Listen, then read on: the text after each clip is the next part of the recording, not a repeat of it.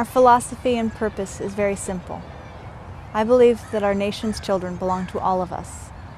And when 880,000 children are being abused each year, we are not doing a very good job of protecting them. When the media chooses to ignore the fact that 58,000 children are abducted by friends and acquaintances each year and focuses instead on the 100 more sensational stranger abductions, we have a grossly misinformed public.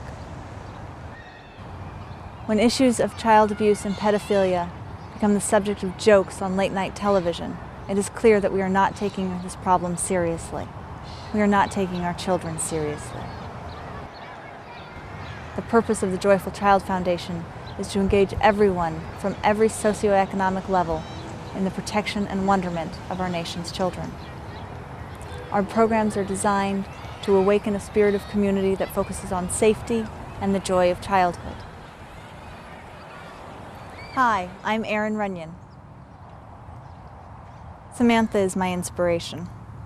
Whenever I feel nervous about a public appearance or tired from my workload or just too sad to move, I think of how my little girl fought for her life. I think of the courage it must have taken to fight someone 3 times her size. And I think of all that Samantha lost.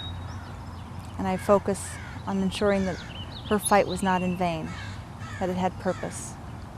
So everything I do through the Joyful Child Foundation literally is in her memory. At the same time, I don't think I would have even started the foundation had it not been for the thousands of letters, emails, and gifts people sent when she was taken. At a time when we should have lost our faith in humanity, we were showered with the goodness of the human spirit.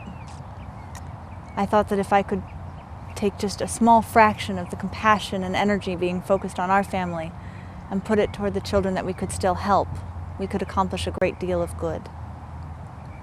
Our first program, Samantha's Pride, a community awareness and child watch program, was created to give people a variety of ways to organize their neighborhoods for the safety of their children. A few months ago, Erin Runnion, Samantha Runnion's mother, came to our club as suggested by Chief Corona and asked if we would pilot this program, the Joyful Child, Samantha's Pride. So we kind of decided just to have take hourly shifts of just walking around the neighborhood. It does raise an awareness. We all are supposed to have a live scan. The Joyful Child will need funds to pay for the live scans. My duty is every Tuesday afternoon, and for some reason if I can't attend, I always will have to have someone come and volunteer for me. This is definitely making a huge difference in our community because some children are on the verge of walking alone to school, and knowing that a parent or somebody is out here to watch their child cross the street, get up to the school crosswalk, from that point on, the children are safe on school grounds. We have several moms who just walk within our community as a circle, so they walk the circle. The only way that it could be better is just to have more volunteers. This is going to make a difference in our area because no one's going to take our kids. That's how we feel. Hopefully, a program like this will start in other communities and sprout in communities where we have families that also want to protect their children. And that's what we're hoping can come of this. We're also working on establishing after-school programs in the creative arts and communication skills so that all children have the tools for nonviolent self-expression. Once our endowment has grown, we also intend to support other nonprofit organizations that work in the prevention of child abuse, abduction, and predator recidivism. There are many issues contributing to the rate of child abuse and abduction in this country, and over time, we hope to address many of them. I want to inspire people to become active participants in the lives of our nation's children. We have already seen the success of community activism since the Amber Alert became effective in California just 3 days after Samantha was taken. Since that time, there have been 38 Amber Alerts issued, and every child has been recovered alive. Those are the kind of results we want to see nationwide. We want to see the rates of child abuse and abduction decrease each year.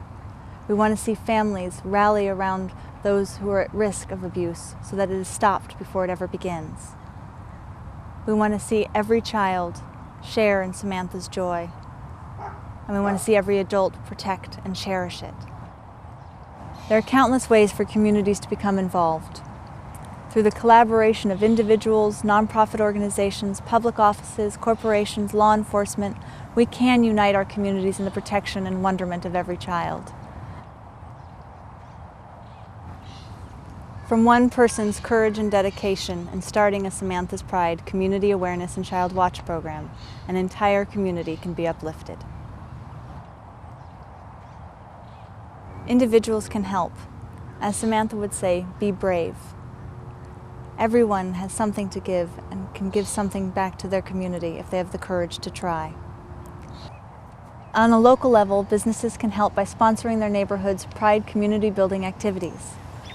Corporations can match funds of employee donations. They can donate to the foundation to help offset the costs of Samantha's Pride vests, live scan fees, and community street signs. I have a vision for Samantha's legacy. I want people to remember how she died, because our country cannot afford to ignore the horror of violence against children. I want people to learn how she lived, because every child should experience her joy. And I want people to be inspired by her memory, because from one little girl came the power to unite thousands. Thank you.